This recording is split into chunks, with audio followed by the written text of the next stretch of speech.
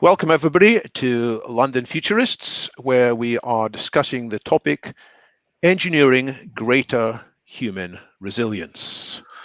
I've been joined by a couple of co-hosts who I'm going to now ask to briefly introduce themselves before we come to the main topic. Let's start with Nell Watson.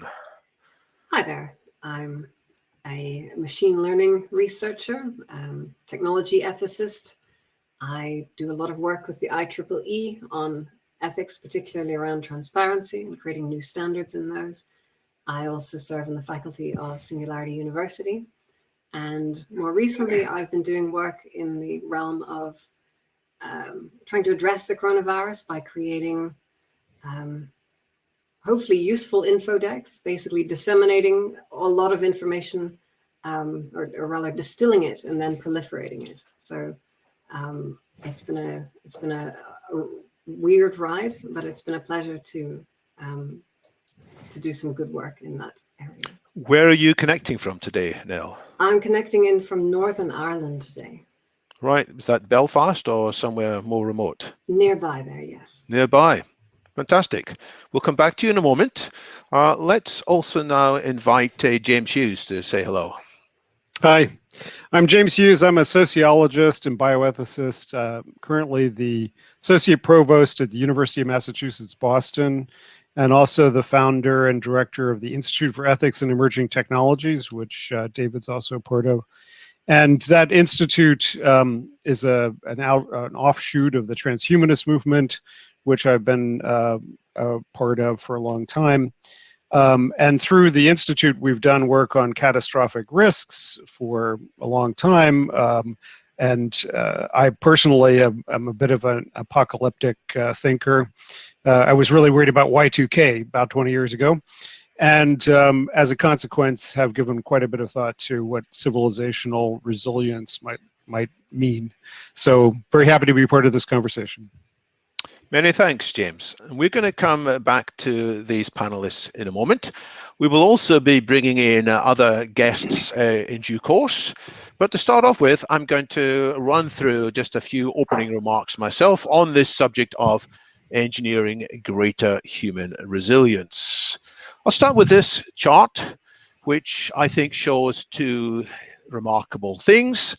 It shows the number of people who have died in each week of the year for the last 5 years. These are deaths from all causes, and it's clear that something unprecedented is happening in the last few weeks in these data. It goes up to the 10th of April. It's a sign that we are in remarkable times. There are plenty other such signs. For example, the oil price going negative. Who would have expected that? The reason I'm showing this also, however, is where it's coming from. It's coming from an organization called fullfact.org, which is described as the UK's independent fact-checking charity. And the reason that it was shown, this picture, is in response to a claim that was doing a lot of mileage on social media in the last few days. The claim is that there are fewer deaths in the first 15 weeks in this year than in the first 15 weeks of 2018. So why all the fuss? This is just a case of bad flu. We shouldn't be damaging the economy and infringing on people's civil liberties. And the response of the fact-checking was, actually, the claim is, on the face of things, correct. It is true that we've had fewer people dying so far in 2020 than in 2018, but as you can see from the picture, something very unusual is happening in the last few weeks, and it would be a very strong opinion to discount that. And this is the point that we can be misled, not just by fake news, not just by nonsense, but we can be misled by facts. We can be misled by facts when they are taken out of context, when we lack perspective, or when we just focus on one data point rather than the underlying trends. So we are vulnerable as humans, not just to biological infections such as the coronavirus. We are vulnerable to all kinds of misinformation and being misled. And that leads me to the question as to how bad could things come in the present coronavirus crisis? What's the worst that could happen? I have to say, I have been contacted in the last few days by a couple of members of London Futurists who apologised that they can't join today because their businesses are on the point of collapse. One of them has, in fact, already given up on his business. He is depressed personally. He always thought of himself as a good business person, but due to factors outside his control, his business is no longer viable. He has made lots of people redundant. Another person is fighting as hard as he can to save his business. The IMF has said that this is likely to be the worst economic depression since at least the early 1930s. One person was quoted as the worst economic depression going back several centuries. Serious things. Other people say, well, in that case, let's unwind the lockdown as quickly as possible to save the economy. But in that case, there is the risk that these population deaths will ramp up very more quickly, especially as we have the number of people infected exceeding the capacity of the local healthcare system, which is likely to happen especially in sub-Saharan Africa and other developing parts of the world. We could see hundreds of millions of people dead in the worst case, as well as a consequent economic depression. But even that, I don't think, is the worst that could happen. Even worse might be if political leaders act on various kinds of irrationality, take careless actions to try and deflect blame from their own perceived mishandling of the crisis. International adventuring has always been a popular appeal to various politicians who are under some threat at home. And I do worry that in a time of crisis and irrationality, we could see even worse effects. A bit like what happened in 1914, when due to a local crisis in Sarajevo, in the Austro-Hungarian Empire, a whole set of things were set in motion. Irrationality, inertia, people's sense of pride led to the unintended outbreak of a war that ravaged the world for 4 years. Might something similar happen in 2020 or 2021 with perhaps embattled national politicians picking fights with Iran, or if there is a power vacuum unexpectedly in North Korea? I therefore see it as vital that we put our collective brains together to consider how do we reduce all risks of human fragility. And that's what we're looking at in this webinar today. Especially since we are living in times of ever greater connectivity, we are vulnerable not just to biological viruses, but to other malware of all sorts that can spread the world more quickly and more infectiously than before. And not only do we have greater connectivity, we have greater weaponry of all types, including bioengineered pathogens. So what should our priority be? Should we be focusing on improving people's physical resilience so they are not vulnerable to pathogens of various sorts? There's lots of people looking at that. Should we concentrate with a higher priority on fixing the flaws of our reasoning? That's individually, making us less immune to facts taken out of context and so forth, or collectively? Should we be addressing our emotional vulnerability, which, due to a sense of panic and fear, or due to a sense of disgust, due to a sense of outrage, due to a strong desire, may often lead us to adopt irrational and short-sighted policies?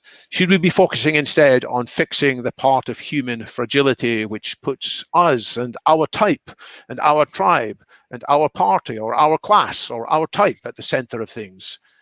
Should we be looking instead at fixing what some people call a distortion in our values, where we become overly fond of some kinds of human flourishing, perhaps consumer goods, to the extent to the cost of others? So I'll be looking to guide our discussion through 3 questions. Should we be trying to fix our human weaknesses at the individual level, or at the level instead of human society? For example, rather than trying to teach everybody advanced level critical thinking, perhaps we should be doing more to cut off conspiracy theories quickly at their root. Is that a good thing or a bad thing? And other unintended side effects of trying to strengthen human resilience in the way that I've spoken about. We might lose something really important, some of our essential humanity in the process. For example, if we make ourselves less vulnerable to emotional hijacking, might we lose touch with our emotions altogether, which wouldn't be a good outcome. If we try and clamp down on fake news by controlling which information is sent around, would we lose our precious ability to conduct free speech? And if we oppose tribalism and partisanship, might we unintentionally prevent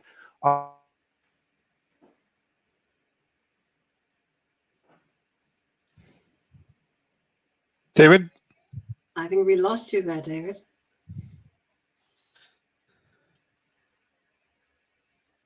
Practical progress, which of them are most urgent and which of them are least risky.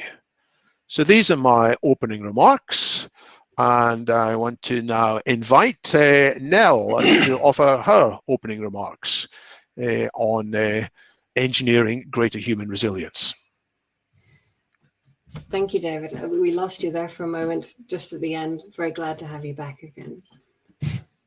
I really like how you've set up this poll with the different zones that we may be vulnerable in and may find ways to make ourselves a little more anti-fragile. There's a theory that a lot of moral systems are in many ways predicated upon disgust, that people have a pathogen avoidance mechanism built into them. And in some people it's stronger, and in other people it's not quite so strong. And that people with a strong pathogen avoidance are those who, on balance, tend to be more distrustful of people not in their in-group. And I therefore have some concerns that, you know, as people have tremendous concerns about pathogens at the moment, that may be creating seeds of xenophobia. We've seen, for example, in mainland China, there have been a lot of reports of African people, just anyone with an African passport, who may be removed from their homes and kicked out on the streets and rendered persona non grata, even if they have a residency, even if they have a Chinese spouse.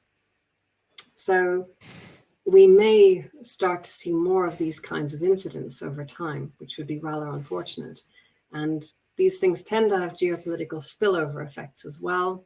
And that all connects in with our emotional hijacking, you know, people's threat detections, those little buttons getting mashed, and then people losing their irrationality, right? So having more cognitive biases sneak in.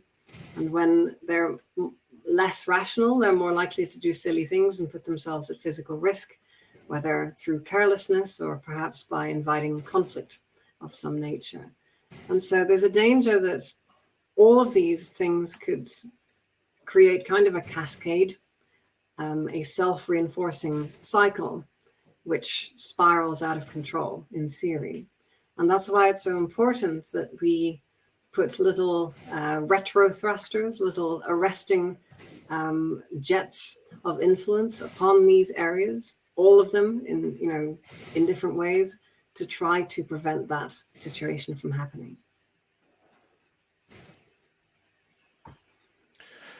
So what would you see as some of the priorities that we should be focusing on now? I think the immediate priorities are, of course, mitigating infection, although we're doing a reasonably good job with that, I think. Although I would like to see more people wearing masks and a greater encouragement of mask wearing, particularly from bottom-up style mechanisms that they've had in, for example, the Czech Republic. There they have grassroots organizations who create these little surgical masks for people to wear. And you don't just make enough for your family, you put them on a lamppost in your local neighborhood, and therefore everyone has access to one, and there's no more excuses. And by wearing the mask, it's not so much that you're protecting yourself, but rather that you're protecting others from germs that you yourself might be putting out there in various means. And so if everybody wears a mask, then everybody is protected mutually. And we're now starting to see states in Germany, we're starting to see Turkey, for example, have now mandated the wearing of masks in public, although in Turkey they're doing things through a central distribution mechanism rather than bottom up. And I think that will help a great deal if mask wearing in public becomes a norm. Beyond infection, my longer term concern over the next 24 to 36 months is food. We have a looming food crisis coming in the world, and it will be worse in some parts of the world than others, but there are a number of factors which are coming together. One is that there's been a locust storm, actually several waves of locust storms in a wide belt between Sudan, Iran, Pakistan, even up to Western China.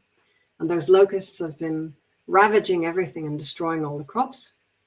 And now there's been a second wave of locusts which has arrived, which is 20 times larger.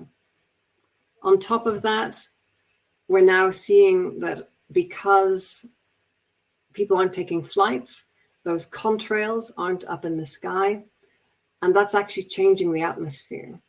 We saw in the months after 9/11 that the lack or relative lack of contrails actually created a bit of a whiplash in the climate. And now, of course, we're seeing a much greater difference in the atmosphere, and that could go, either way. It could create much more warmth on the planet. It could create much more cool. But one way or another, there's likely to be some kind of a whiplash effect from that very sudden difference. We also have potential looming droughts, perhaps some of the worst droughts in the last 400 years in parts of the world, such as the southwest of the United States. And meanwhile, because of the pandemic, people aren't able to migrate, and so they're not able to pick the crops. They're not able necessarily to bring them to market to be distributed. They may have to destroy the goods because they had to sell them for export due to regulations, and they can't do that. And so they end up pouring milk literally on the ground.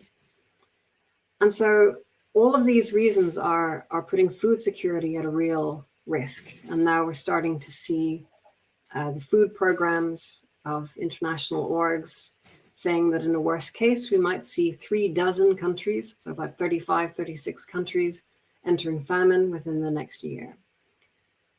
So the best way that we can begin to mitigate that, I think, is to start growing stuff. If we have a little garden or an allotment somewhere, if we can plant some spinach and some potatoes, maybe even get a chicken coop, all of this will help to offset the need for food, not only for ourselves and our families, but also for everybody else, because, everybody needs to eat. And so you're taking care of every hungry mouth, whether that's of human or non-human on this planet, by growing a little extra. So I think that's one of the best things we can do in the mid to long term. Many thanks, Nell. I think this is a reminder that a crisis often compound, that things go badly wrong when not just one thing is unplanned, but several things, accidents coexist. And I am worried with you that there could be famines, and I do worry about the impact on geopolitics. After all, one of the causes, it is said, of the Syrian tragedy, in which many people are still being killed, is the climate change there and the lack of food there, which led people to take more extreme measures. It's going to be a reason for us to up our game on international politics and international cooperation, as well as up our game locally. James Hughes, what would you like to share with the meeting in your opening remarks? Well, on that theme, just the history of my thinking about this, although I was always of an apocalyptic frame of mind, when I first went to college, it was when Reagan was first elected, and I was sure that he was going to start a nuclear war and that we would all have to retreat to rural communes to survive the aftermath of the nuclear war.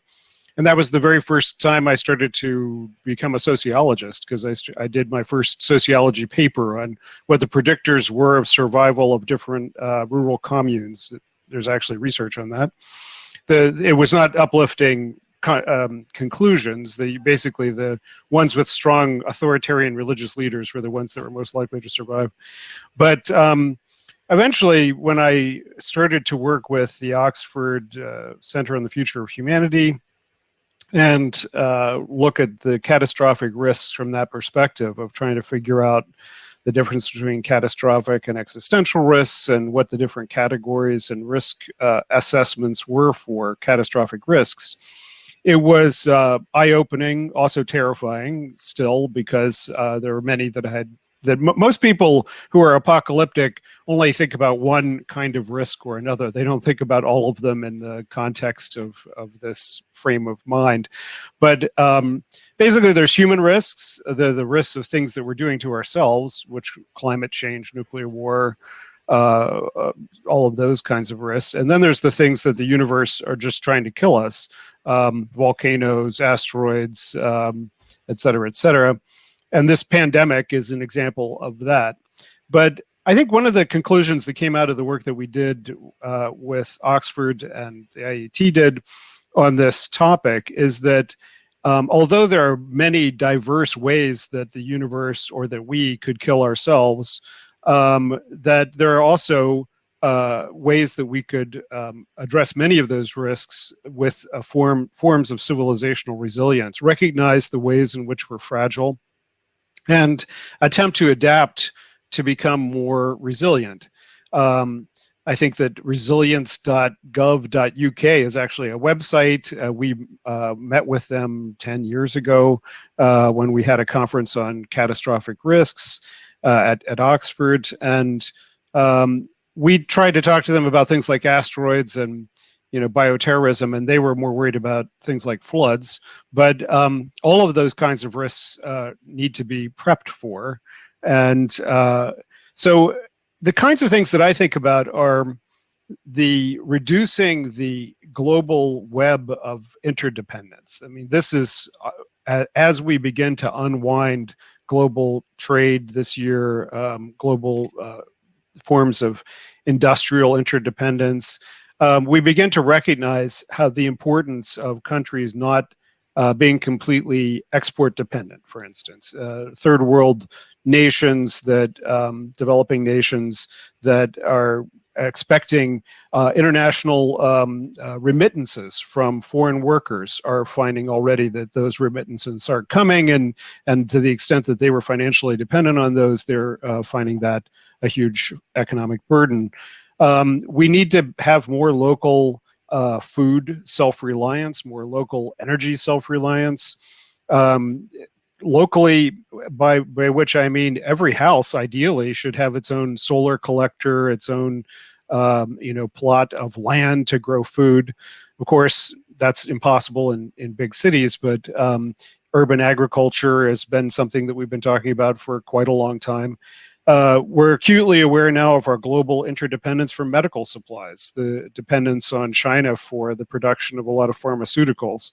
So although I am not opposed for any ideological reason to global trade and globalization in general, I'm a huge fan of globalization as an ideal of us all becoming part of one global human species and ideally eventually a part of a global governance of some kind. Just because of the fragility that it introduces to our civilization and the risks of these kinds of crises, we need to begin to unwind this. And this is just the warning shot, as you've mentioned. There are so many risks coming from climate change, from potential nuclear war. I don't think that this particular pandemic had anything to do with bioterrorism, but I think that we do face risks of engineered bioterrorism in the future that could be far, far worse than this, that could be targeted at specific populations, that could be designed to be more lethal, to have longer latency periods and so forth than this particular pathogen. So at any rate, this is a shot across the bow that we have to start taking civilizational resilience quite seriously and changing our attitudes towards quite a few things, one of which is politics. So you can see, we have a president who just yesterday or the day before recommended that people inject bleach and put UV light bulbs inside their body as a way to cure COVID-19. The American response to this particular virus has been a prime example of governmental dysfunction and inefficiency. We've got states outbidding each other and then being preempted by federal agents who come in and steal all the supplies that the states were paying 3 or 4 times as much as they should have for. So as we've seen with crises around the world, the ability of people to trust that their government is competent, and for that, the ability of those governments to be competent, is a key part of our civilizational resilience. And what we see with governments that have been rubbed to the bone by austerity politics and neoliberalism is that they don't have the capacities, and they're governed by idiots in many cases, like in our case. And so people don't trust what they're saying, and they can't coordinate any of the responses that they need to coordinate. So I think that that's part of it, and part of the response, the maladaptive psychological response that you're pointing to, is also important. That fear causes people to be more open to xenophobia, to quackery, to authoritarianism, to denialism. And we see all that responses in the United States. We see nurses standing down armed thugs in all the capital cities of the United States, armed thugs, sure that the nurses are actors, that they're not really nurses, and that the whole crisis, the whole pandemic crisis, is somehow made up so that Bill Gates can put chips in people's heads. These kinds of responses will happen in every crisis. They happen in every pandemic. They happen in every war and so forth. And one of the things that I think is important from a transhumanist perspective is it possible that we could change people's brains around this, or that people could change their own brains around this? We know that a part of this response has to do with how twitchy your amygdala is, how open to novel experiences you are, how adaptive you are to a situation such as having to live in your house for a lot longer and a lot more intensely than you ever had before. And in general, people who are more open to those kinds of novel experiences are less likely to have these maladaptive fear responses and to want authoritarian rulers and to deny that the crisis exists and to not want to wear masks and so forth. But unfortunately, we're kind of born with the brains that we got, and we don't yet have technologies which allow us to change in any fundamental way how responsive we are and the ways that we respond to different kinds of fear, crises, novelty, and so forth, except for one, that's psychedelic therapy. Now, it may be a little off the mark right now to be recommending that people start experimenting in this incredibly frightening situation with psychedelics, but just a future thought is that although we may be doing telehealth, telecounseling with people who are having a hard time adapting to this particular crisis, that eventually we might want to try taking these guys who are heavily armed, who were expecting the apocalypse so that they could shoot and eat their neighbors, and then found that after 2 weeks of not being able to have a haircut, they freaked out and wanted to bring down the government. Maybe we need to send some of those guys for some psychedelic therapy at some point. That's my final thought. Well, James, in a minute, we're going to be hearing from another member of the panel who has just joined us, Paolo, who is going to talk about how technology can transform some of our mental and emotional processing, I think.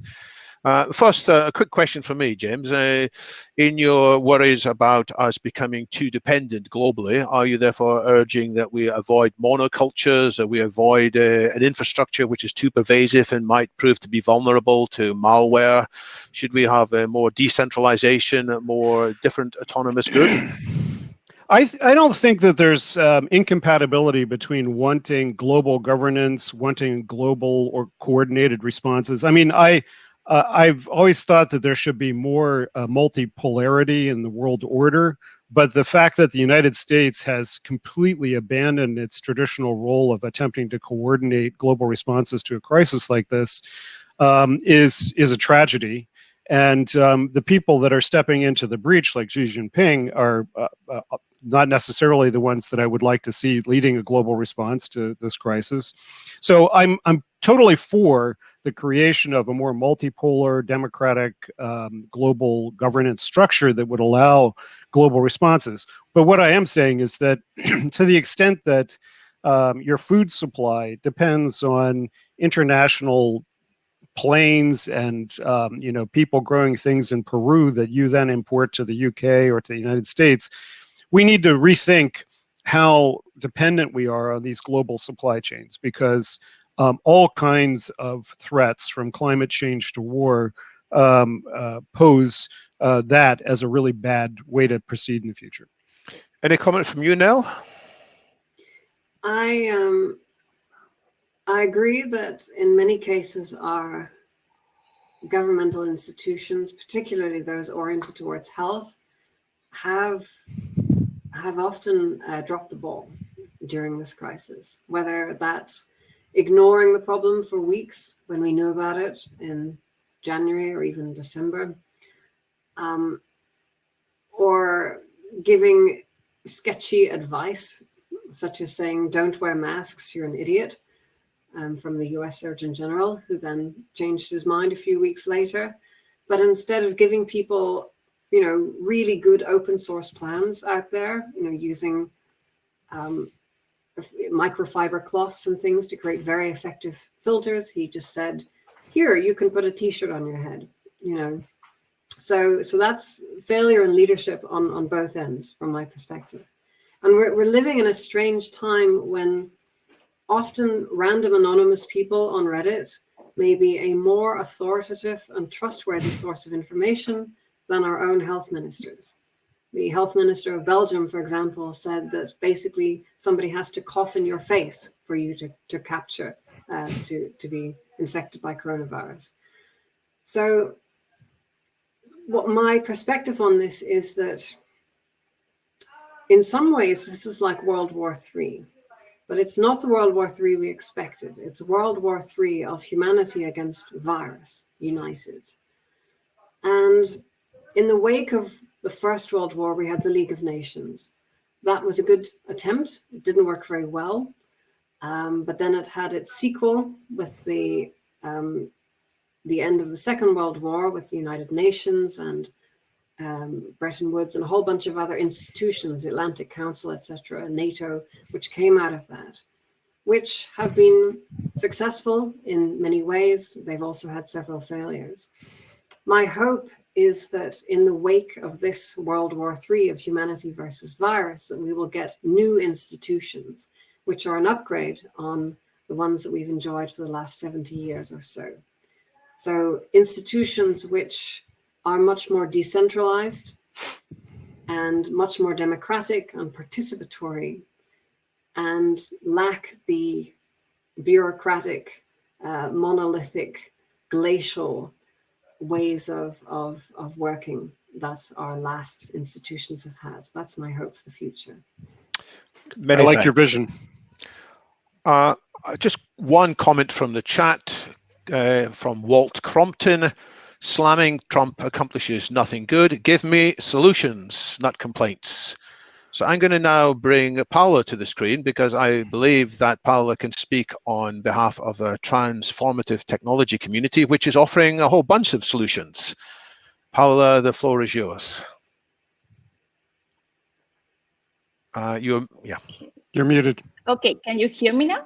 Yes. Can you hear me? Okay, thank you so much, David, for inviting us here. I'm really enjoying this conversation, and and the interesting thing of this is that we are seeing from different perspectives how we can, as a society, engineer our resilience and our capacities for overcome situations like this one. And I am going to introduce to all of you a little bit about transformative tech. I don't know how many of you are familiar with our community, so I'm just going to give a brief overview about us, and then I'm going to tell you how we are helping the society and the human mind. So we are a global community of entrepreneurs, innovators, and investors who are developing technology for the human mind. And the reason why we work with this intersection of entrepreneurship and technology and the human mind is because we believe that in order to create a change, in order to achieve all the goals that we have planned for, the sustainable goals and the goals that everybody has in their own lives, we need to change the way we think and the way we behave and the way we relate with the world. So we have realized that the world, so as you're mentioning before, we are not prepared for situations like this one. And even though there were a lot of awareness before, and many people and many experts in several areas were aware of what was going to happen during COVID and after COVID, there was not a real response from governments and from the society. And the reason why that happens is because our mind is not prepared for thinking in an exponential way. However, our technology is, and that's why it's very important that we start developing technologies that can help us develop our capacities, develop our skills to solve and to find solutions for the global challenges. So, and entrepreneurs are the people who are finding out what the problems in their communities are and building solutions for that. So we believe, our core belief is that nothing changes until you change the human mind. So we have realized that the future of everything, the future of society, the future of work, the future of technology depends on the human mind. Because we are the ones that are building our political systems, we are the ones that are building the technologies, and we are the ones that are making decisions at the moment. But if we are not in a situation where we can make the right decisions, if we don't see the whole picture, if we are biased, if we are in a state of fear, as you were mentioning before, we cannot make decisions that have a positive impact for us and won't have a positive impact in the world at all. So it's very important that we understand how we can help people to develop their capacities, to how they can work with the genetics that they have, how they can find the ways where they should eat so that they increase their well-being, how they can understand what their strengths are, how they can make their strengths working in a way that is positive, that has a positive impact, and understand what their limitations are. And we have realized that technology has the possibility to make that happen. We have found out that technologies like virtual reality is has been a key player during this time because of the capacity that it has on telemedicine and the capacity that it has for education, digital platforms, wearables, how we measure our signals is also a way for us to understand ourselves first so that we can understand who we are, who all of us are, and what we want to do with what we already have. And so that's why we are supporting entrepreneurs in this area.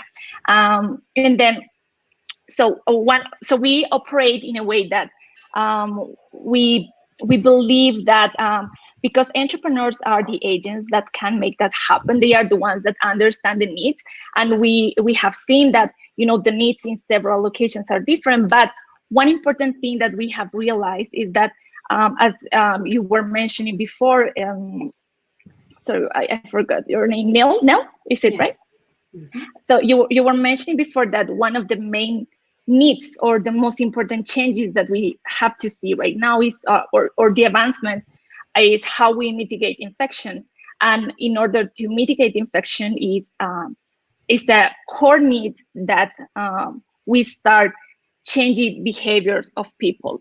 And in order to change the behavior of the people, we have to understand what their needs are, what how we can help them understand how important it is for the society that they wash their hands, that it's not only about them, it's also about a goal for everyone in the society. So it's a social goal. It's not only an egocentric need, but it's something that might not affect you so much, but it will affect you in the long term. And that only comes if people understand that there is something transcendent to them, and that the purpose of a person is not only the purpose, an all one person purpose, but what you do has a huge impact in your house, in your work, and in the society, and in the long term in the work. And that's why for us the most important is that we help people understand this, and we leverage the technology that is an existing technology, that is something that has already been developed and that is right now solving small problems, like, I don't know, photo sharing and things that are not very relevant, and that this crisis has brought an awareness into this. And what we have realized and what we are going to see from now on is what it's important for us. So, we were talking with Adir Resi a couple of days ago, and he was mentioning something that we are not being very aware of, but we are now understanding what things are relevant and important. And as you were saying, grocery stores are important, food is important, hairdressing is not that important. So that's not something that, and this is something that will help us understand. And the entrepreneurial ecosystem is something that is starting to helping us understand what the core needs when we have, or what are our core needs as a society at the moment. And mental health and emotional wellness is one of the biggest industries, of the most fastest growing industries during this time. And it has happened during other crisis time. And when there is a moral fatigue and when there is a social crisis, this industry tends to grow, because that's when people start to asking themselves, what is important for me? What do I care about? And how can I, help myself grow? And so that's why for us, this intersection is very crucial at this time. And it's actually one of the goals that we should be pursuing, because, like any other social developmental work is not going to be achieved if the people don't make the right decisions. And for that, they need to understand what is transcendent to them, and how they can have a positive impact in the world. And so that's what we do. And I believe that, the conversations like this one need to happen more often, and people need to have the right, the right information, and they need to, get a different point of views for them to make decisions that will have an important impact in the world. Many thanks, Paula. I'll let the co-hosts make a brief comment, and then you can come back. My comment is that actually I've been attending in London something called the Trans Tech Tuesdays on and off for several months. And it does remind me of what I attended about 15 or 20 years ago in London, something called Mobile Mondays, which is when the early mobile community, who imagined that one day everybody would have apps, met in a community and gave each other advice on how to develop successful apps, not just in terms of technology, but also in terms of marketing, access to funding, testing, end-to-end messaging. And now there's no longer Mobile Monday, because of course mobile apps are everywhere. But I had the same spirit from the Trans Tech Tuesday meetings, which I've been in London, and I know there are in many other cities in the world. There are communities of people who think, as you said, Paula, that the same app technology, which can build pizza ordering apps, can write apps to help us have better mental resilience. They can interface to physical add-ons, they can interface to information on the cloud, and they can guide us in this very important way. And I do believe that you have an event coming up sometime next week, an online it's 5 hours, 7 hours event in which there will be a whole number of practical solutions offered. So once you exit, you can maybe put the link in the chat. Any comments from Nell and James on what you've heard, or questions about TransTech community? Yeah, I think, go ahead, James. Well, I have a general comment, which is that I do, of course, think that entrepreneurship and innovation from the private sector is essential to making us more resilient and to responding to global challenges and catastrophic risks. However, as we've seen, for instance, with biopreparedness in the United States, the major pharmaceutical, the incentives in the pharmaceutical industry have been to invest a lot more in erectile dysfunction than in the top 10 killers of people around the world, and that's because they mostly kill poor people, not to mention things like potential pandemics that might come about, which it's impossible to make a profit off of. So the only way to incentivize the private sector to create to focus on and to create the kinds of things that they need to respond to not only the existing risks, but the potential future risks, which they can't possibly make a profit off of under ordinary circumstances, is to use the public sector to create that incentive environment. And the biopreparedness that America was willing to do in terms of incentivizing preparedness for anthrax and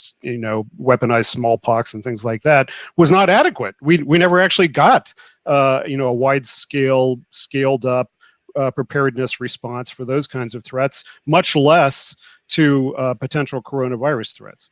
So I think, yes, absolutely, entrepreneurship, technological innovation from the private sector, but it has to happen within the context of governments prepared to use financial resources to incentivize it. Mm-hmm. Yeah, I totally agree with you. And, I think that I don't think it's the fact that entrepreneurs are activating the economical system. It comes because they operate within an environment, and that environment involves all kind of sectors. And that's why I think that these multidisciplinary conversations are key, because it's not only the university who's playing a role, because it's important that the technology that we build is ethical, that is based on evidence-based, that is based on the research. But it's also important that the government understand the tools that they have at their disposal, and now there is a lot of research and a lot of development on the technology that can support the government 2.0, let's say. And the other way around is how the government is involved within the entrepreneurial ecosystem, so that they can play an important role into that. It's not only I think that this is kind of a circle and an interaction, and it's it's like it has to be activated everywhere. Otherwise, it doesn't work.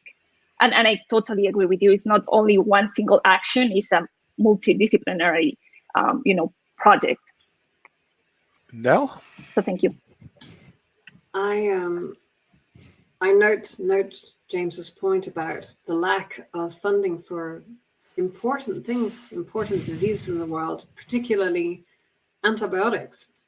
There's been a tremendous failure by pharma companies to bring new antibiotics to the market. It just hasn't worked. And clearly that means that some kind of incentive structures aren't working when they need to be working.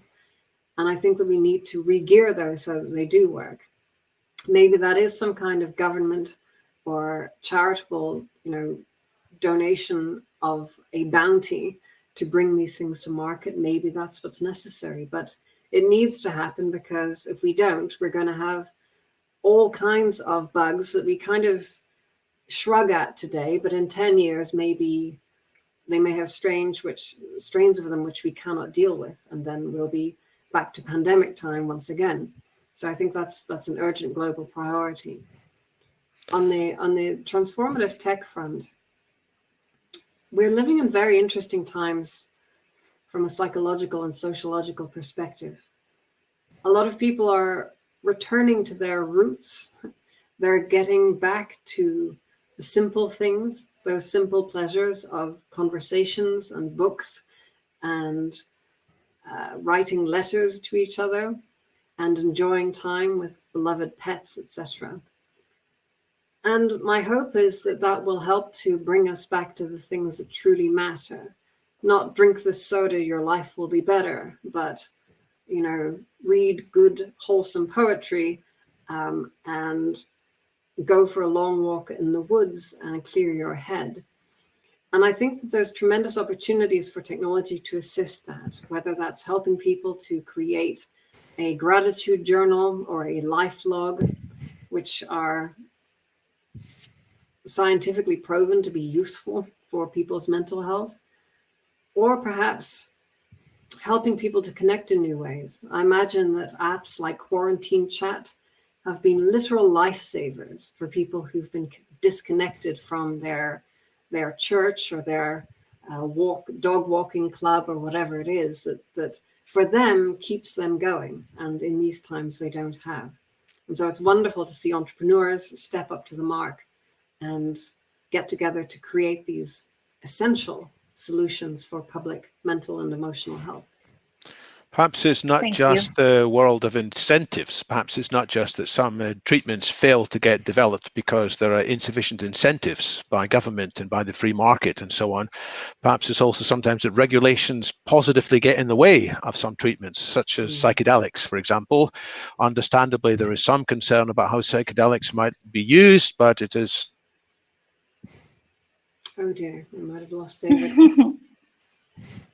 I hope. Yeah, I totally agree, Neil. And, you know, I think that what the thing is that technology has been harsing our attention and our focus, and there is a need for tech to completely switch into what, you know, the human mind really needs. And we have been just operating and working, and it's a time for everyone to just stop, and not only stop, you know, operating, but it's also stop mentally. So, David, you're back. Yes, I'm sorry. I was going to suggest, Paolo, you give your final remarks. I have to figure out what's wrong with my Wi-Fi today. It was working very well earlier. Okay, it's totally okay. That technology sometimes fails.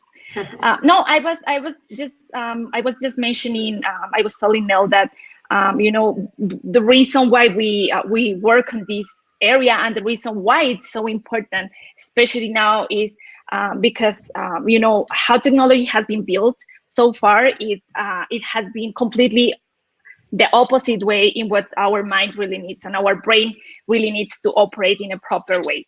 And so that's why you know, when we can change the way technology can help us become more human and not less human, and you know, can really cover the needs and can really solve the needs that we have, you know, there is a huge need to help us understand what makes us human, understand how what's important for us to, you know, not only operate well, but you know, how we relate with other people well, and how we feel good, and how we improve our emotional state. And that's why you know, at this moment when we are stopping and we have so much time to think, and we are in a situation where we were never before, it's more necessary than ever that we cover these needs, and that we take care of our mental health and our emotional well-being, so that we can bring back to the world however it works, and we can face the future challenges in a way that not only help us, but also help, you know, the future impact and help the world, the people around us. Indeed. So, one of my favorite observations is by G.K. Chesterton in his book, What is Wrong with the World? And he says that basically what is wrong with the world and our society boils down to a simple thing, that we attempt to modify the human condition to fit the world, rather than modifying the world to fit the human condition and its realities. And I think that's remarkable. As you say, this is a wonderful time for us to take stock in the things that really matter to us, and to begin to re-gear the world towards the meeting of those higher needs, not just those basic needs of keeping us warm and fed, but to get us higher towards social well-being, self-esteem, even self-actualization. That's what maybe the 2020s may begin to bring for us as a result of this. Every cloud has a silver lining, and you're doing wonderful work to bring that. Many Thank you. thanks, Paolo. I'll exit you from the video field now because we can only have 4 at a time, but please continue to make some comments in the chat. Thank you. Thank you. Thank you. I'm now going to invite in Catherine Alice, who is dialing in from California, if I remember. Attendant is not live at the moment. She was here earlier. Maybe she's not with us for the moment. In that case, I might switch to Hans. Let's see, because he's also lined up to talk. I'll invite Hans onto the screen from somewhere in Sweden, I think. So Hans, you should have an invite now. Thank you. And whilst Hans is connecting, fantastic. I'll draw people's attention. Hey, excellent. Good to see you. I'll draw people's attention to the ask a question option, because if we still have time, at the end, we're going to look at some of the questions in this list, and we'll take the ones that have got the most votes. So if you see a question there that you think the panel has a priority need to discuss, please cast an upvote there.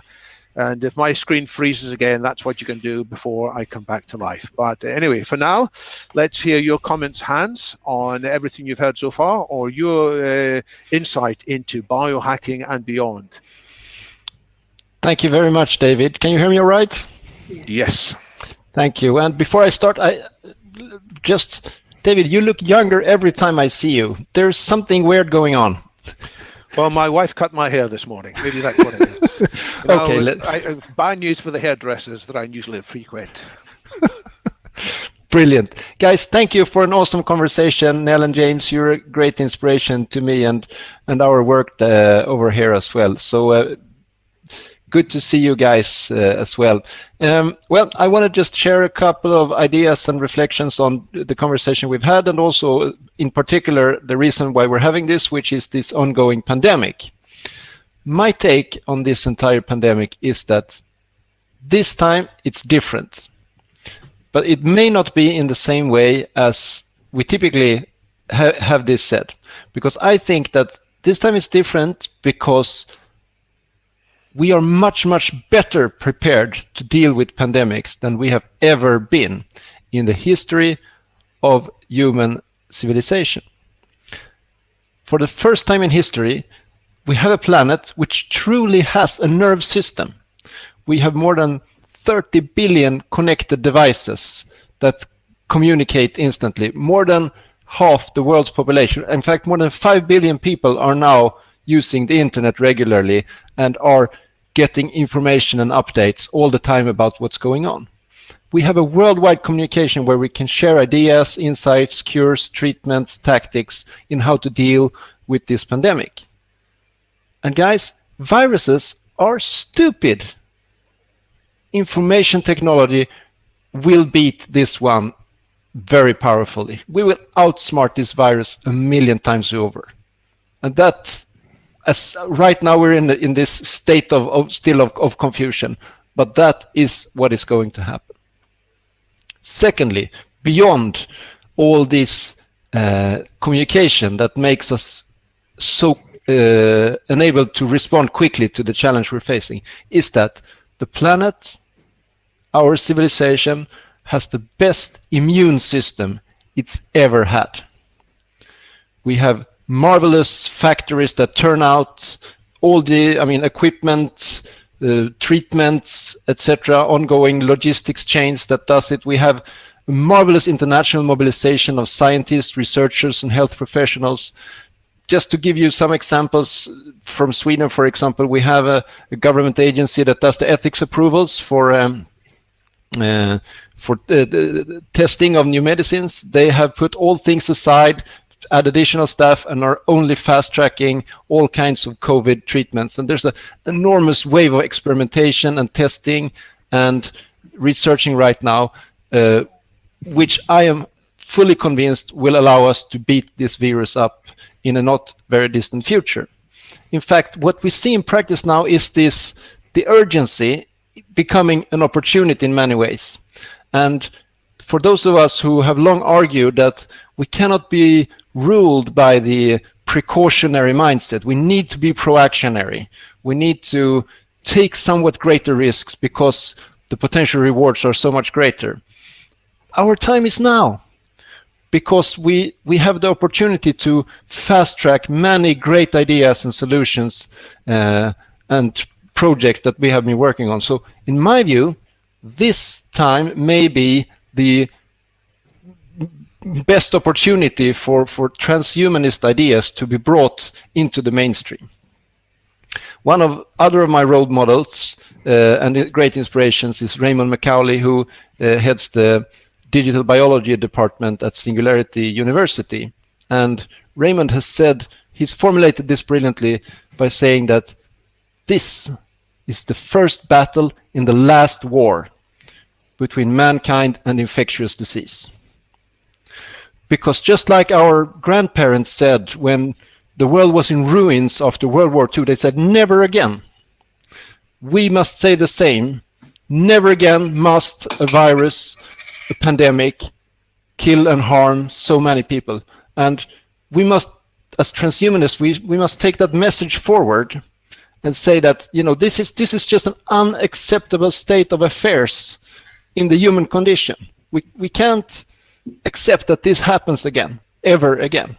And we must take that step forward with fast-tracking medical research, with smart devices connecting to our bodies, logging, monitoring all these things that are happening in our systems, as well as, of course, exploring genetic therapies and other similar things in order to make ourselves permanently immune to all kinds of infectious disease.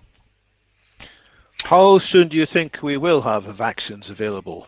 People normally say between 12 and 18 months. That's the best case. I believe it's taken 4 years is the quickest time it's ever taken to develop a new vaccine. Can we survive these 18 months?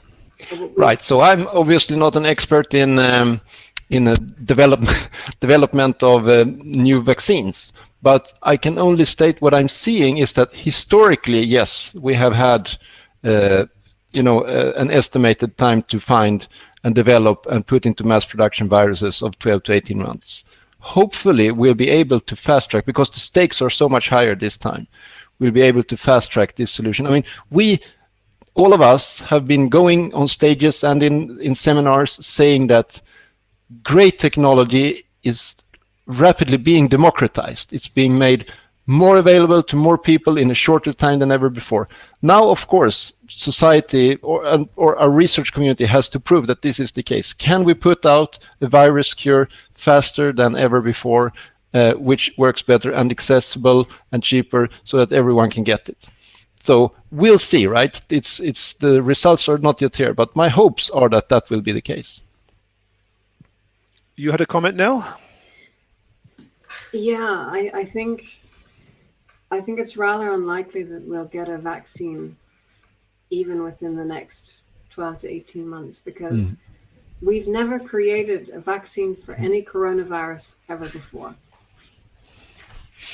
We have That's true, but we've never successfully made a vaccine for any coronavirus previously. So maybe it's not a vaccine, but some other cures that we'll have to bring forward, right? Treatments, therapies. Indeed. So we tried to make a vaccine for SARS, and that unfortunately created what's called antibody-dependent enhancement. So that made subsequent infection actually worse, which is another stumbling block. So instead of vaccines, there are some other options we can consider. We might be able to create a prophylactic cocktail of different drugs which could either prevent getting the virus or keep it at bay for a long period, similar to what we do for HIV. Although, of course, that would probably take quite a bit of time to put together as well. Perhaps the best way that we can get things towards normal-ish, a new normal again, is if we can really ramp up testing. If we can basically test everyone in a country, or at least everyone within a hotspot, every 48 hours, right? And just test.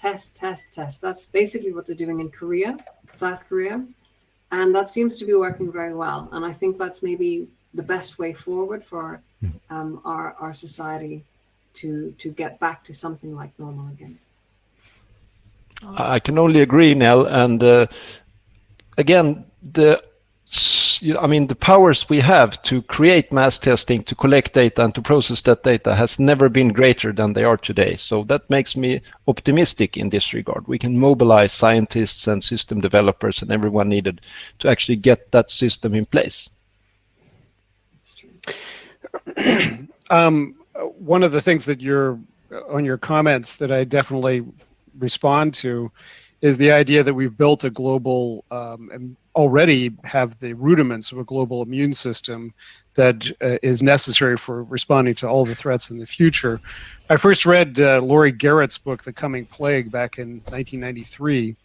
And she and other public health proponents were arguing that we needed to have a global network of surveillance for disease, not just for bioterrorism, but also for these pandemics, feeding into a global response that could then mobilize vaccine development and other public health responses.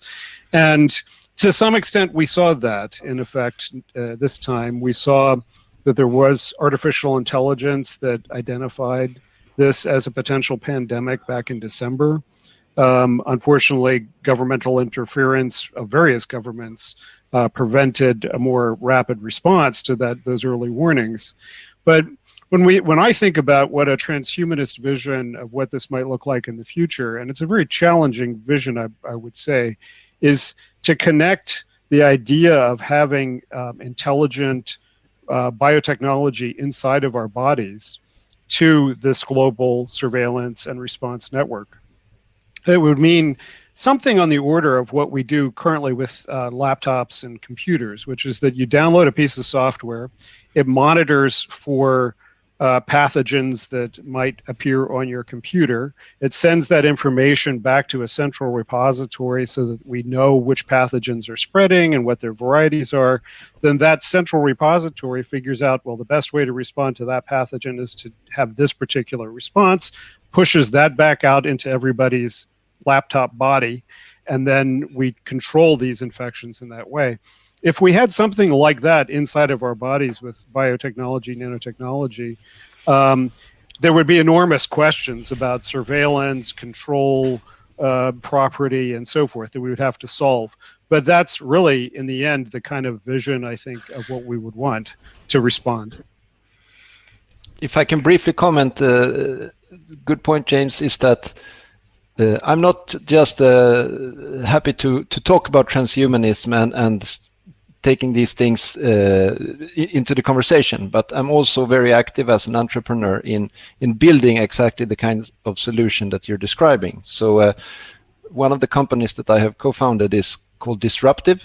We call ourselves a human augmentation design agency, and we design sensor platforms that can be installed inside human bodies.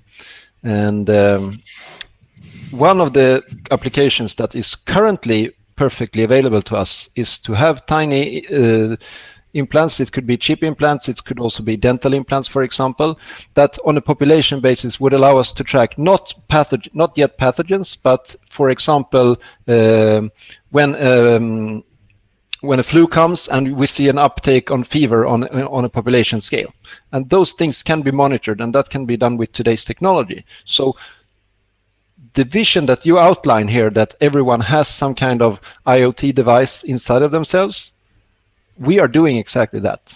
And yes, there are hundreds of challenges still to solve, obviously, not all of them technological, many of them societal, relating to legal issues, privacy, data protection, and all those tremendously important dimensions.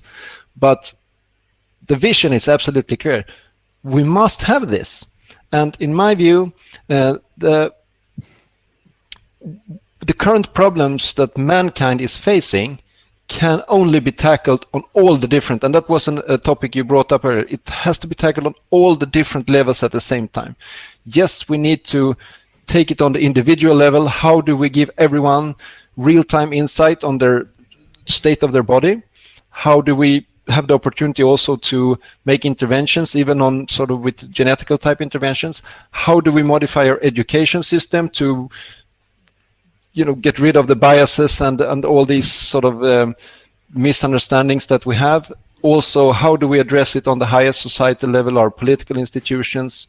So it's clear that the current institutions we have are not really up to the task, and we have to innovate based on the new technologies that we have available. So what I see is that we have a great transhumanist agenda to laundry list to get going on in the coming decade, following this great crisis that we're right now going through. And we need to address things on all levels. And David, you have, among other things, published some great books that are good guidance for us. And the work that the rest of you are publishing, also some of our dear friends in the comments. Many of these ideas already exist. We just need to put them into practice. So join me in doing so. A question for all three of you from Walt Crompton. The transhumanist solutions as being described are still decades away, at least, and have many risks. How soon do you think there could be a significant impact of if society puts their mind to it? I would just point out that a lot of the things that we're thinking about or talking about right now actually are going to be imminently possible. I was astonished how quickly the Chinese government figured out that they could use phone data to do automatic contact tracing, figuring out who's positive, figuring out who they were in contact with, immediately pushing out, go home, quarantine yourselves until you can get tested to all those phones. Now, in the West, we said, well, we don't want to violate people's privacy that way. So one of the questions with having some kind of tech, IoT tech inside your body is, of course, privacy. So in the West, we've been talking about, well, is there a way to do this, A, on a voluntary basis, B, so that it's anonymized but still accomplishes the same goals? And I think all these things are possible.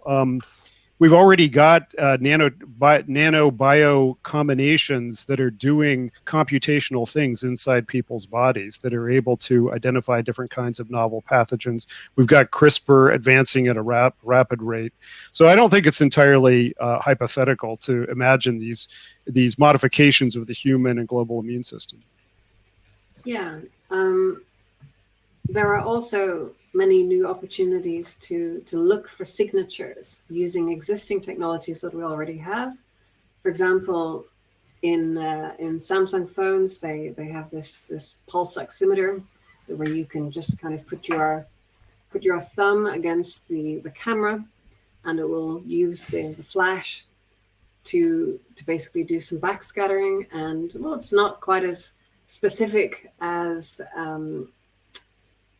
a off-the-shelf device, but it's good enough. Like scientific studies have shown that it's reasonably useful, even in some kind of clinical practice.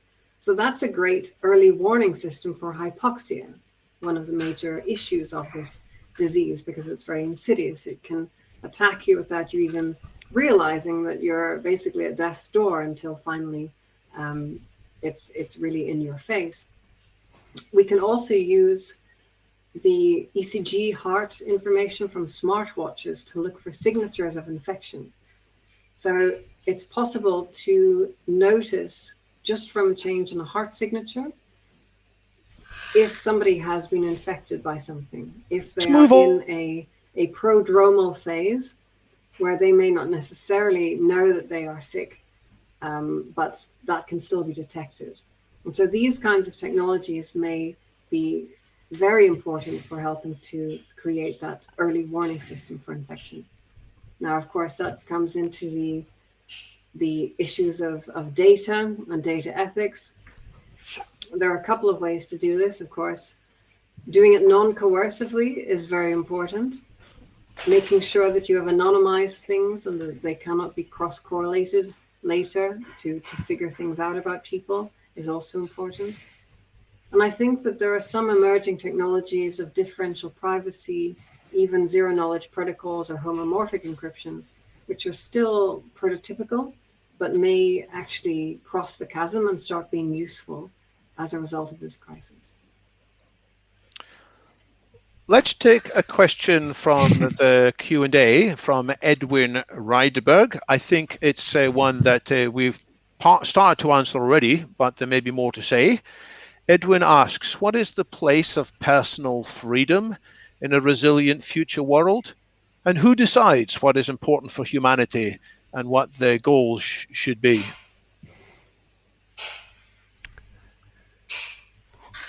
Well, if I may start, for me, it's obvious that, at least from the background that we come in a Western democratic society, it must be down to the individual to outline sort of what you're willing to share and not to share. So, and who decides the future? That is us together, and which is why we need more people to be part of this conversation. So obviously, those of us who feel that the humanism, democracy and human rights and progressivism are important, we must keep our arguments and our voices out there, because there are also darker, more authoritarian forces that are certainly gaining traction on the planet. So we must put ourselves out there and put our best arguments in there, and also put them into action. And would you give people the liberty to refuse to be vaccinated and to not have their children vaccinated, for example? That's part of a libertarian impulse. No, because it's obviously harmful to everyone else. So that is, I draw my bridge there. Yeah, I think on that point, in ethics, we talk about the difference between deontological thinking and consequentialist thinking. Deontology is that there's absolutes, and consequentialism says there's no absolutes. Everything's in a balance of some kind.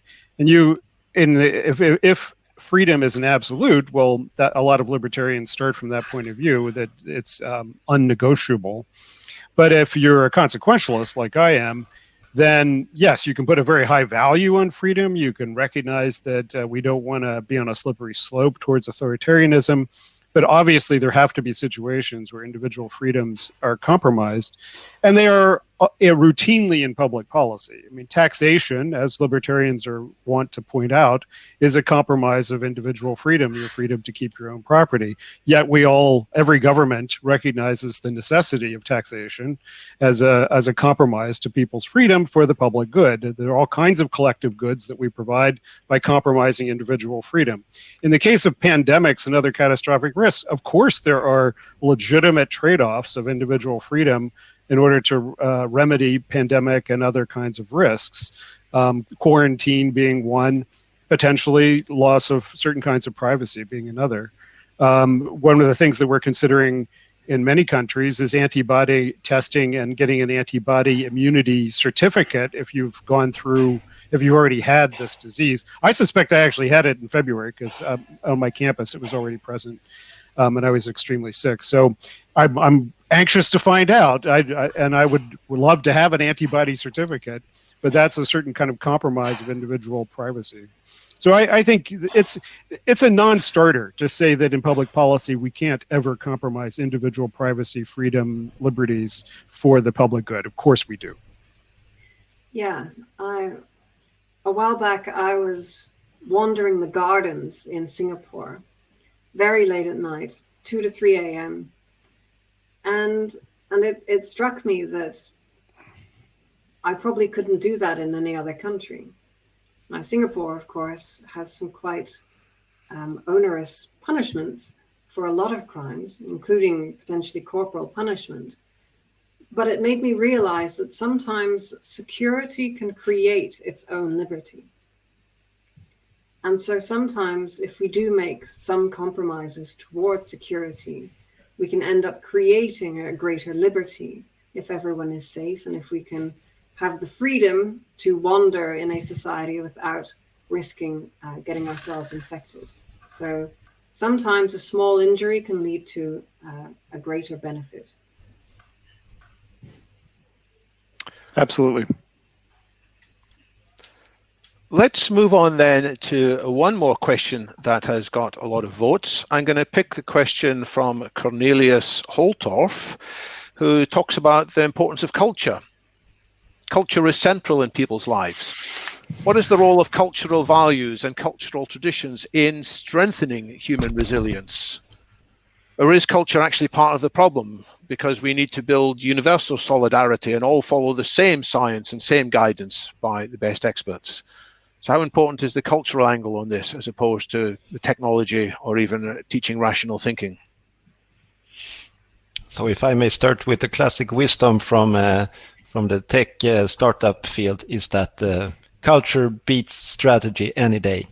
Culture is a critical ally for us in order to solve these things, to change people's behaviors and to ingrain new behaviors and to give cultural acceptance to new things are all tremendously important to us. I have spent a large part of the last decade making it culturally acceptable to put chip implants in people's bodies.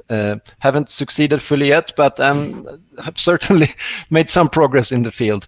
I think that we as transhumanists and techno-progressivists, we have culture on our side.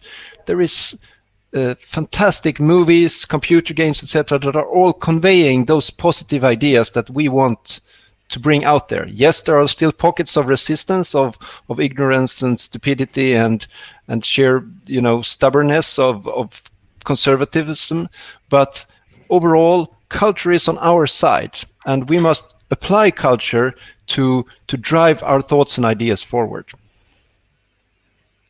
Anybody else on that? Well, I tend to think about culture in a couple different, axes. One is pre-Enlightenment, post-Enlightenment. I think we've been engaged in a struggle for Enlightenment values and Enlightenment culture for 200, 300 years, and that struggle just goes on. And as I pointed out, we have all kinds of struggles in the United States between those who reject science, progress, reason, all those kinds of things, versus those who are trying to uphold public health and science and reason. So I think that struggle for culture is absolutely essential to our civilizational resilience and our capacity to respond to catastrophic risks. But another dimension that I'm more troubled by is the individualism versus communitarianism. Communitarianism, you can have Enlightenment communitarianism and Enlightenment individualism, but one of the narratives about this particular crisis is that the communitarianism that you see, Confucian morality in particular, that you see implicit in the responses of China, South Korea, Japan, Singapore, places like that, and their apparent relative success in controlling this kind of a crisis, may pose to the world the desirability of those more communitarian forms of government. Now, those are three very different kinds of government, or 4 or 5 different kinds of government.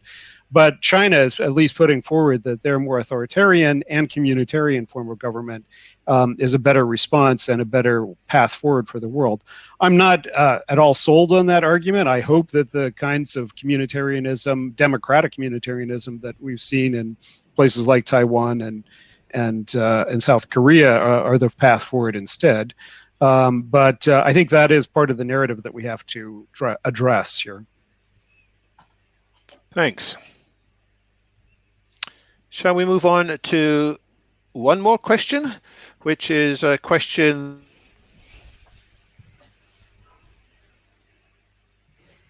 Oh dear, might have lost traditional. Oh.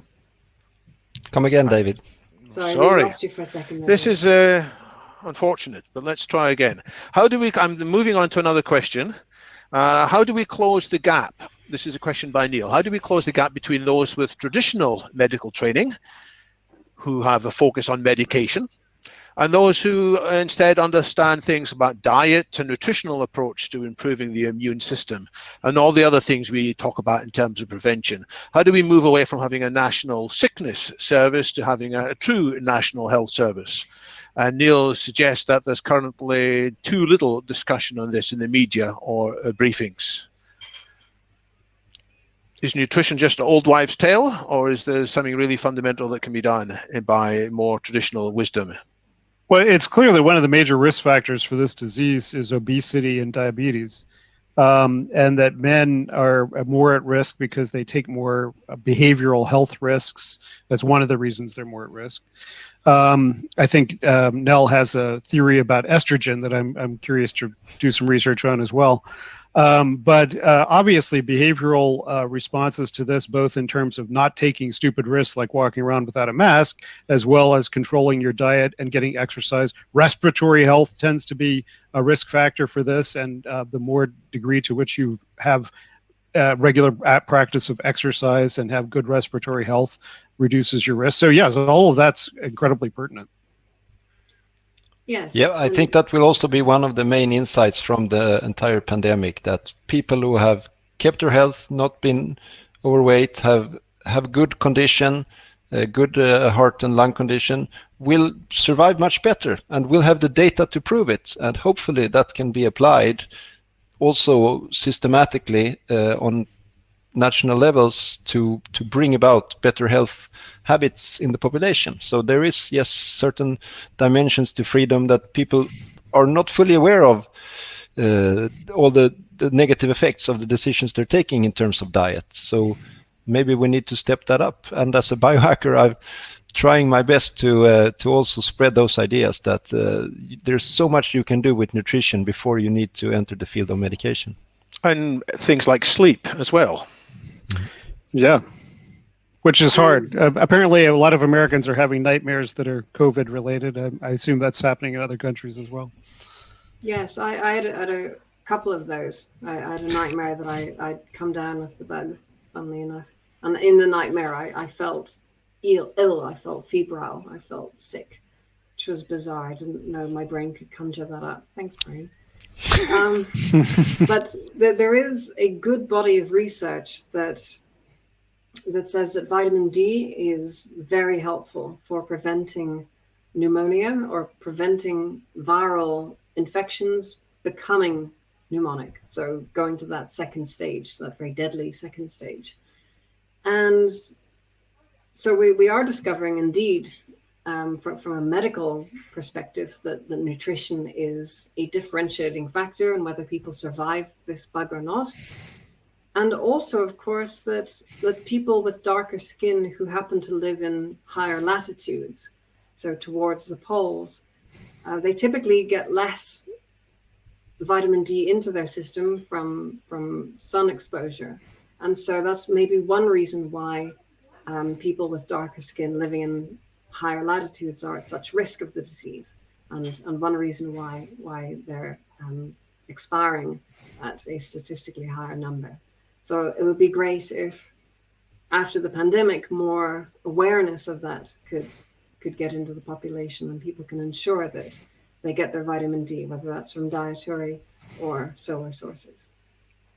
Well, of course, poverty is also a major, in the United States, African Americans are at a much higher risk because they tend to be in essential occupations and don't have the luxury of staying home from their jobs the way that I and many other affluent white people do. So I think we have to always recognize that intersection of race and class and biology with economics.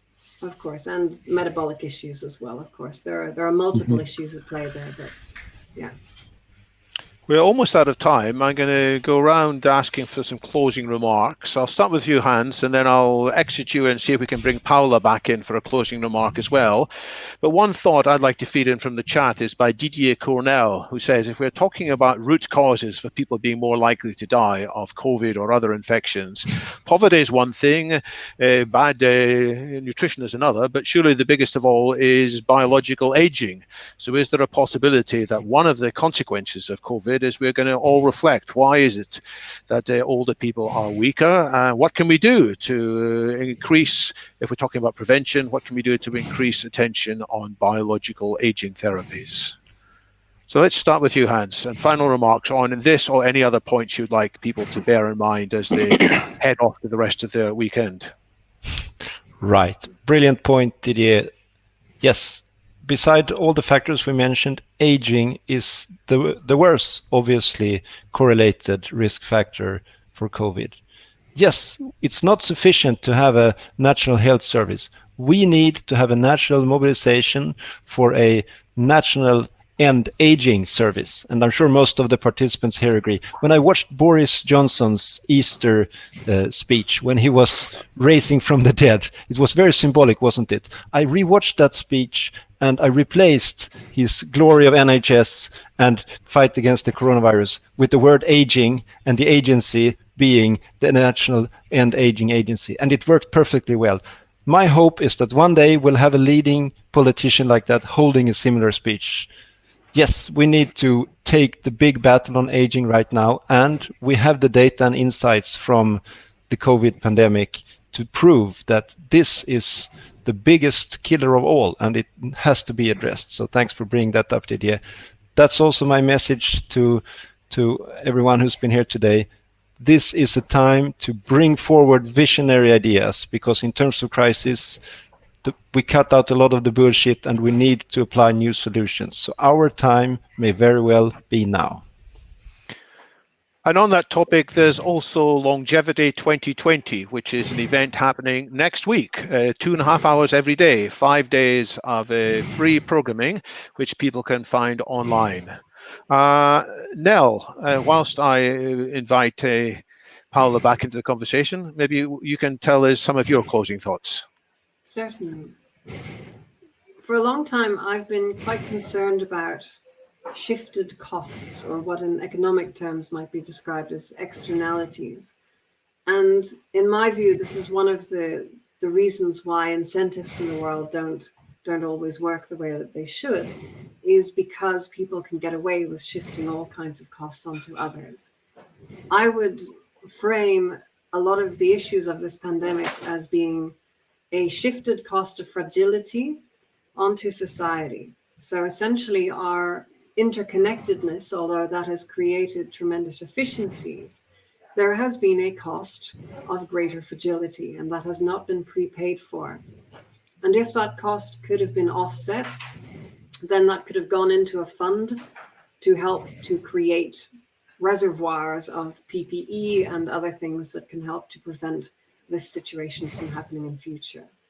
So my hope is that next time we will be better equipped to deal with these kinds of externalities beforehand. And so I invite everyone to step up towards public leadership in these times and to contribute whatever you believe is the best path forward to that greater, happier, and more sustainable future. Many thanks, Nell. I invite people to have a quick look now at the polling question, because this sort of summarizes what we have been discussing. And if you click on that link at the bottom of the screen, those of you who can see it, polls, which aspect of human frailty was it most important to address? It is interesting that the largest single vote is for all of the above. We need to have some people working on fixing cognitive biases. We need to have some people working on dealing with too much tendency towards tribalism and partisanship. Some people working on improving our physical resilience.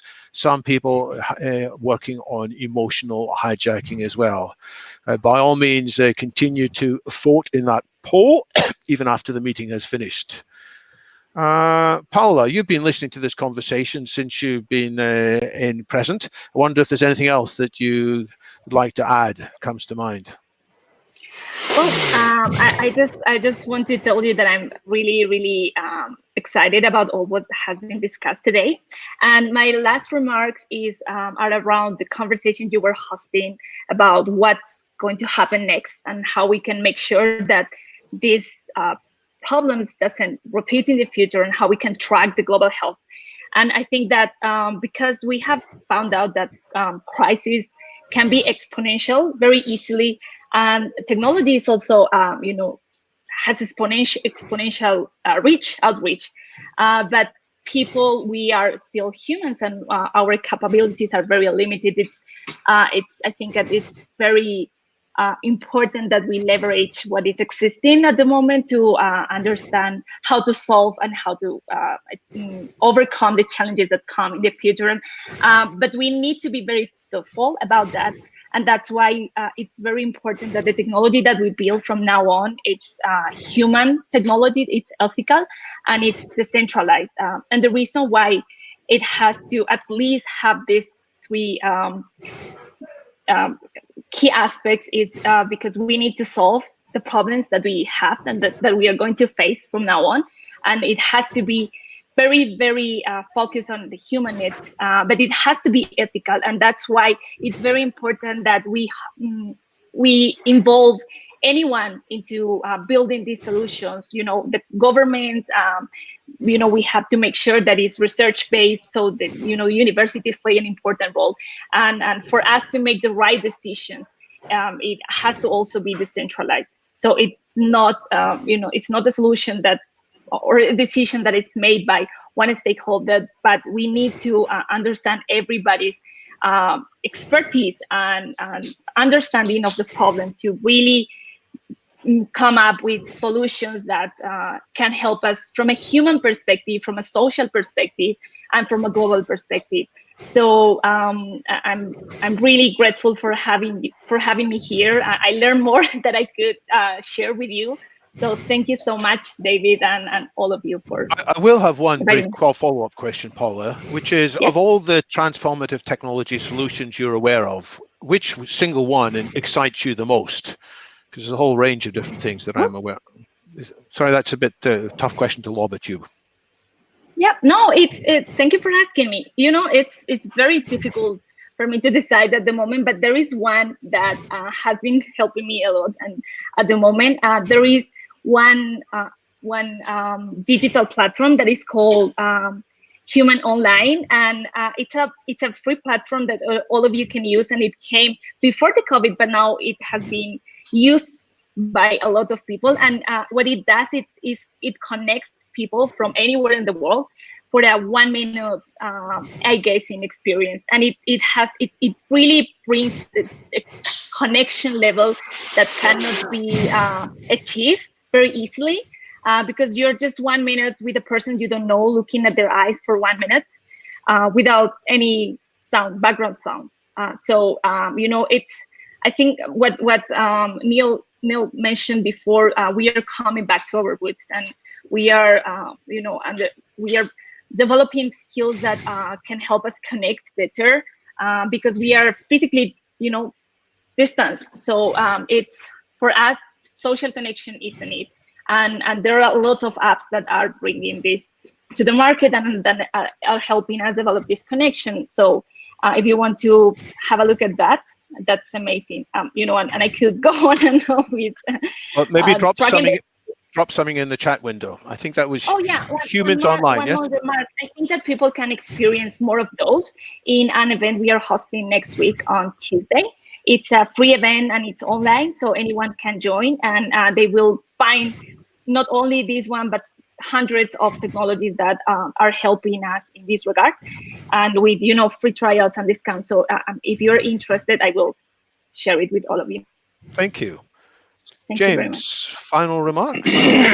Well, I just want to respond to something that Didier pointed out, which I think is incredibly important, which is that in the United States and around the world, there have been concerns from multiple sectors about the growing old age dependency ratio that was coming, that is now here with us, the shrinking number of workers, the growing population of senior citizens.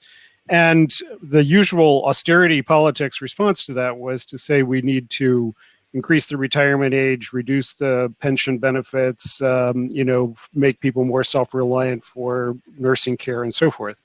And we see the eugenical consequences of that kind of thinking in the United States right now, where people are saying, hey, it's just unproductive old people who are getting sick and dying from this. Why should the rest of us suffer economically when it's just old people who are going to die, and they were just a cost on society in the first place?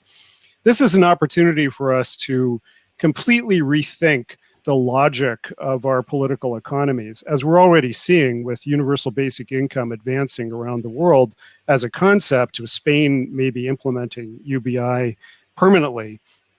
And in the United States, sudden breakthroughs on both right and left of people thinking about UBI.